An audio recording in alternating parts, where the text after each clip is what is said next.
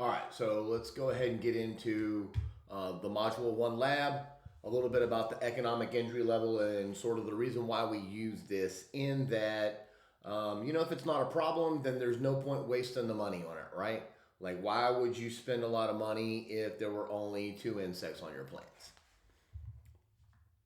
Until it becomes, many of you have had me and you know about the law of diminishing returns.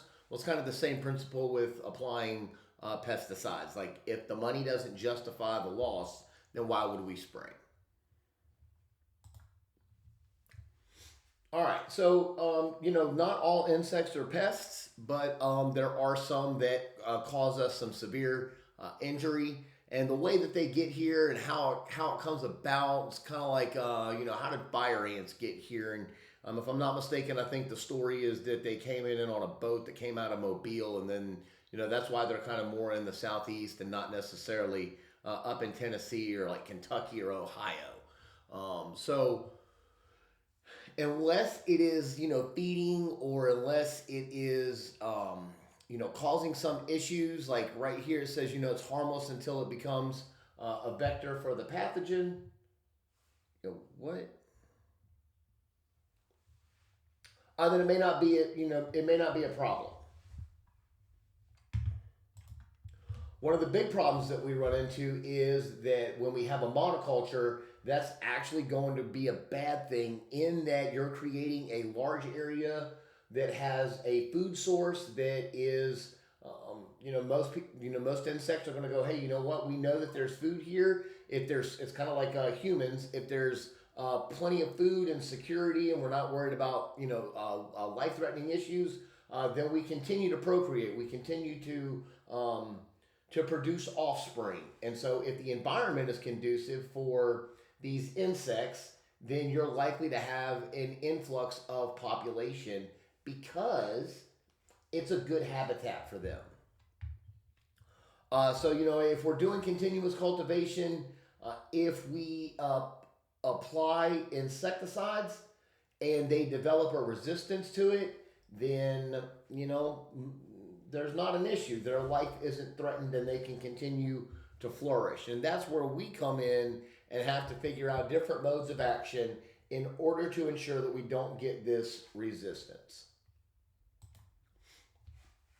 So how we determine this, survival, what kind of injury that the pests are going to inflict. And so the injury is just going to be that deleterious effect, right? That's going to influence, if you're chewing the holes in leaves, how do you think that's going to go for photosynthesis? Well, it's not going to go well because some of that light's going to make it through. Also consider that we've got the xylem and the phloem that's transporting nutrients to and from the leaf. Well, if you have a hole in the middle of a vein, then you're not going to get that energy. And then damage is how we measure that loss. So is that going to be a yield loss? Is that like the quality or the quantity of fruit? And then how does that look? One thing that we might not be aware of is that we actually don't have a food shortage. Like, we grow enough crops. Like, we actually have enough food supply. It is because we only present the best fruit or the best food or the best vegetables in the supermarkets, at the farmer's market, or whatever. It's only because humans are looking for the best of the best. And if it's got a blemish on it, well, then we might not be able to sell that for as much. And it's possible that humans don't want that. It's kind of like bananas. If they're a little bit on the, starting to ripen, we're not going to buy those in the grocery store. So we actually produce enough food. We actually just we're not able to sell that because of the aesthetics of the plant or the fruit. Sometimes it can only take a couple of these pests in order to damage a crop. For instance, like codling moth, you can see that it only takes one worm in order to ruin this apple. But if it's something like a locust are in there, large numbers are going to devastate a crop very quickly. So let's talk about economic injury level versus the economic threshold. There are two different things. Like their economic injury level is the bigger picture, and then the economic threshold is kind of like um, it's kind of like the early warning system before you reach the economic injury level. So at what point does the cost of applying an insecticide overcome the loss that we would gain from that pest? And then the economic threshold is really like, and we'll see this in the upcoming slides. Let's say that you know that it's 10 insects per plant. At 10 insects per plant, you're going to get a decrease in yield, known fact. Well, why would we wait until 9? If we saw it at 6, why would we not take action early so that we never reach the economic injury level? Okay, so the economic injury level is the break-even point. That is when the pest density justifies the cost of applying the control measures. So the density when the control equals the amount of damage caused by the pest. If it's above the economic injury level, then damage exceeds the cost of control. If it's below, then the damage is lower than the cost of control. And what we want to do is control immediately. Why would you not ensure that you're going to get the best crop yield? But you also remember the example that I gave. If we had 10, why would you spray at 1? There's nothing that's gonna. You're gonna kill what? 1. You're gonna justify driving across the field and spending all that money on 1 or 2 insects per plant. So we've got to have some sort of measure in between there.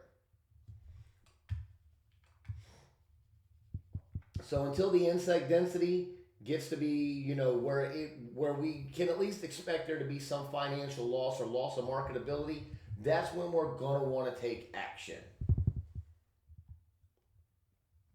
We can do some sampling and we can do some modeling of insect populations, and most people probably aren't going to do that. We probably use that for more scientific research, just for the sake of being able to identify the changes in the populations over time, because we do expect there to be some change in climate, in that if the growing season is extended, and I've said this in a couple of my classes, if the growing season is extended, and let's say that in Tennessee the growing season is from May to September.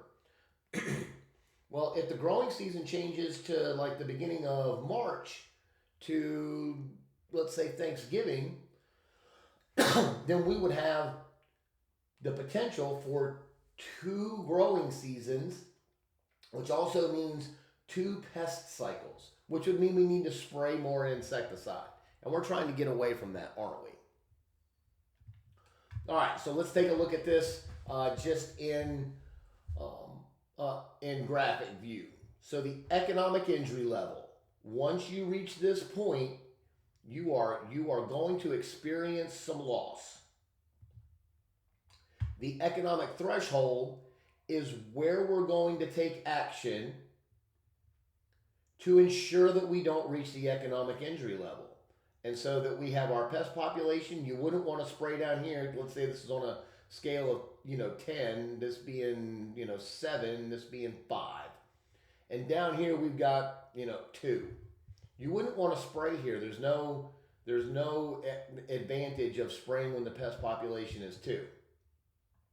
Because you could also have, here's what could happen here, if you spray when there's only 2, there could be some more insects that are hatching behind that. So you want to wait until the population starts to move up, and then when you start to notice about 4 or 5 somewhere in this area, you're going to want to spray, because you want to ensure that you don't reach this economic injury level. And so once you spray, we spray an insecticide, and then the population will increase a little bit, but then it dies off because we're killing them, and we never reach this economic injury level.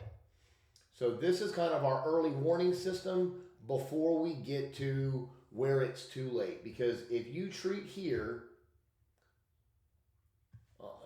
in a couple of slides, we'll talk about the time. Like, think about the insecticides and that we're, remember they've got that exoskeleton, and we need to make sure that that chemical can penetrate and get inside of that exoskeleton and then start to do the damage. So that doesn't happen tomorrow.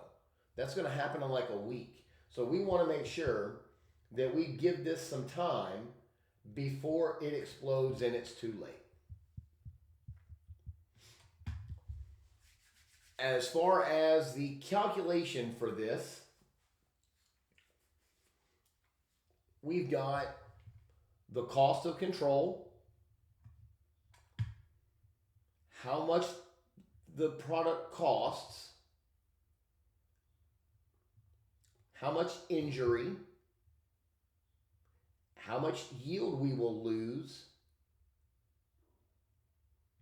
and then the reduction of the insect population caused by the control.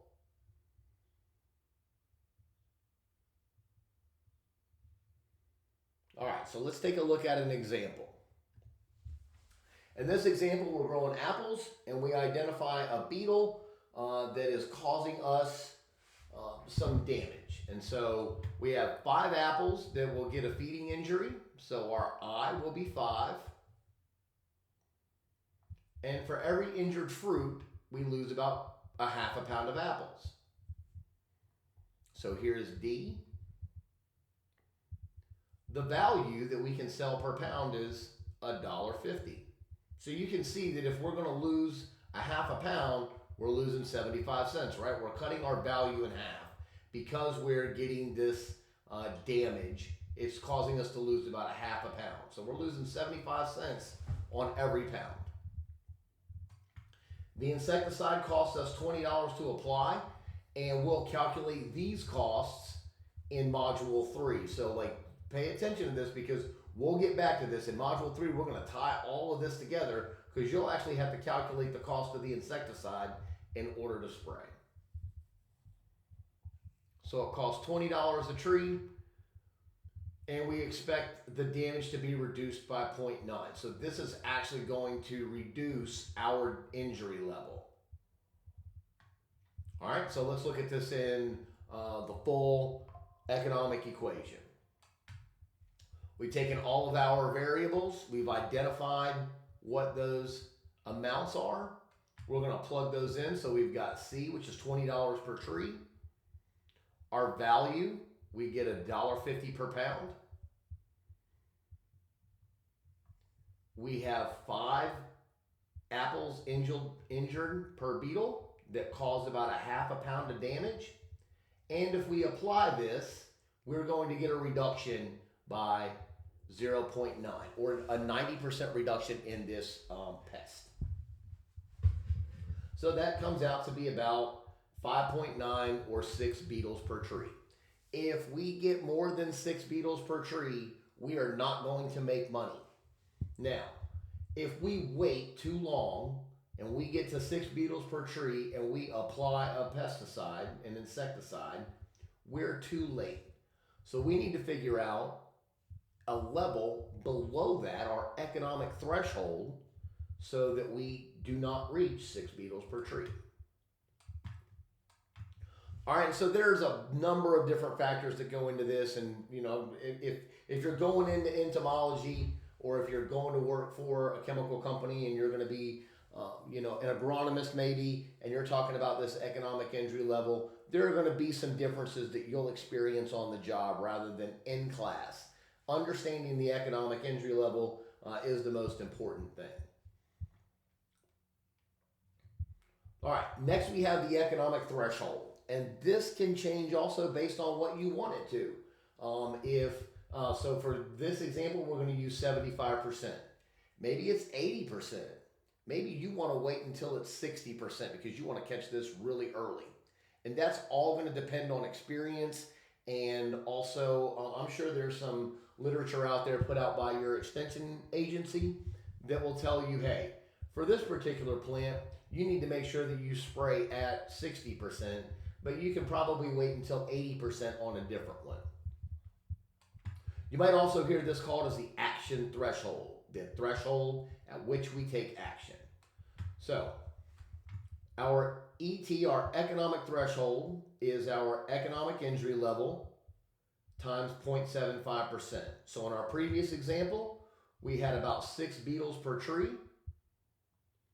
and we're going to multiply that times our 75%. 6 times 0.75 gives us about 4.5 to 5 beetles per tree, right? We're not going to get a half a beetle. So it's either 4 or 5. Is there that big of a difference? Nope. So somewhere between 4 and 5 beetles per tree is our economic threshold. We're going to take action if we identify more than 4 beetles per tree, because we don't want it to get to 6.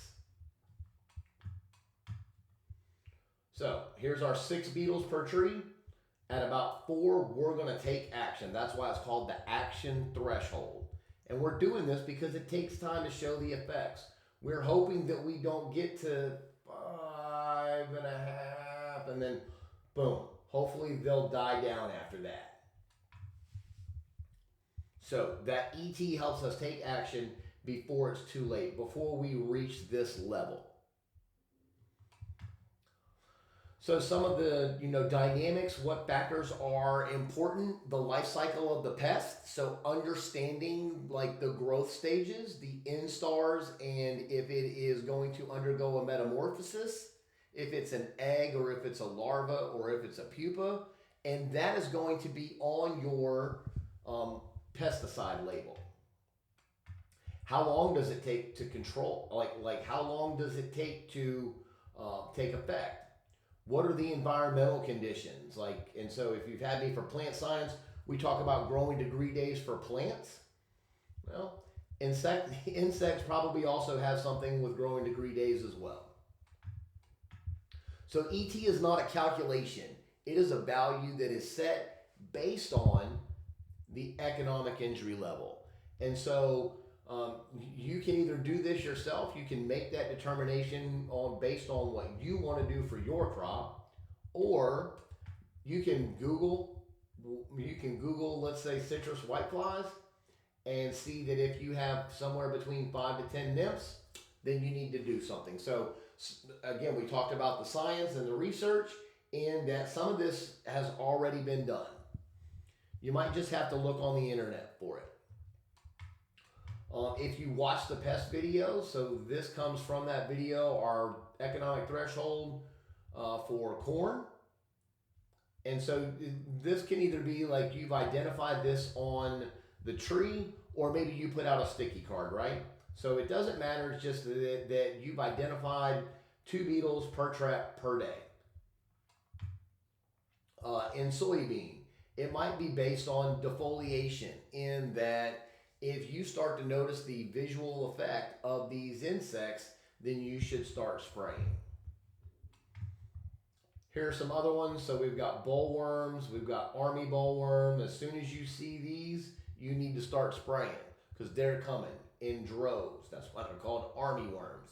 There'll be a whole army of those just destroying your plants. So you need to take action immediately and probably often. This probably isn't just a one-time deal. All right, so there's also some things that we don't take into consideration, because remember that EIL is just a general equation. So it's possible that we could have natural enemies that might reduce some of that. It's possible that when you spray that insecticide, you kill some of these natural enemies. What about resistance? Does the insecticide actually work? So the EIL is just a simple thing that we can comprehend and implement. It's just a calculation to kind of give us an idea that says, hey, we need to start taking action. All right. I hope that makes some sense, just to kind of, maybe hear someone talk about that, provide some insight. It's just a basic calculation. So for your exercise, you're just going to calculate the EIL, calculate the threshold at 75%, and then there will be some questions that, you kind of have to answer to think about, what other factors are going to influence this? It's not a perfect system. Remember, everything is variable, and it's going to change based on climate, location, crop, insect. We saw rainfall. How much if you put fertilizer out? What other beneficial insects are there? What about resistance? So there's a lot to take into consideration. All right, hope that helped.